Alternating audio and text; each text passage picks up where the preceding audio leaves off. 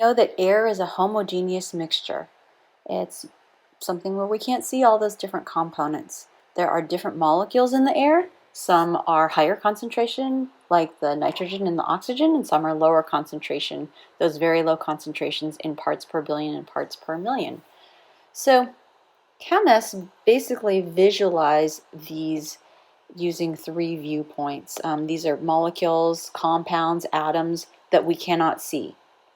So the macroscopic level is how it appears to your human senses, what you can see. So at the macroscopic level for water, you can see water. Okay, so you can see water in the ocean or lake or in a glass of water. The air, though, is something that we cannot see. So air is not at the macroscopic level. So air gets down to the particulate level and the symbolic level, okay, which is picturing the atoms and the molecules. But back to water, the particulate level of water would be picturing how these atoms are bonded as a molecule. Okay, so it could be a molecule or a compound. Remember, the difference between a molecule and a compound is that the atoms are smushed together because of the covalent bond, or a compound, an ionic compound, would just have the ions attracted together. So for air, molecules of oxygen and nitrogen could be shown as, this would be oxygen, would be red, or nitrogen would be the molecule N2, would be an N.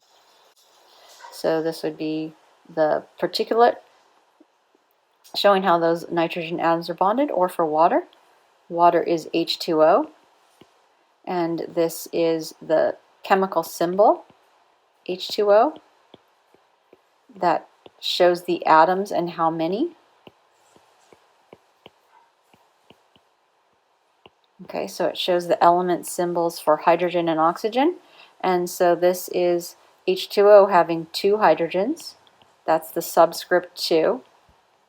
And 1 oxygen.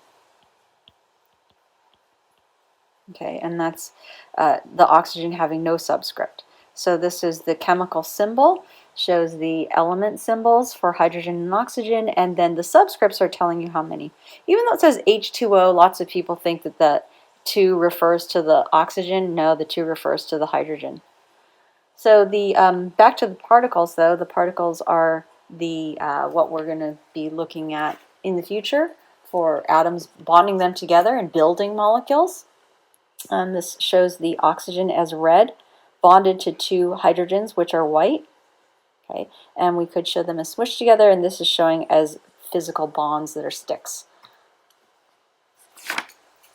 So this is the molecular structures, is what we're going to get to, and this is some of the color coding that I've referred to, that carbon is typically shown as black. So this would be a carbon atom in here.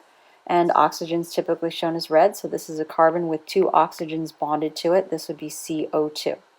So this is 1 carbon and 2 oxygens. So this is the particulate, showing the particulate view. This is the molecule, the atoms and how they're bonded. And then this is the symbolic, is the chemical symbol CO2. Okay, so this is the molecular structure. This is as close to the 3D representation as scientists can imagine. And remember, the atoms don't actually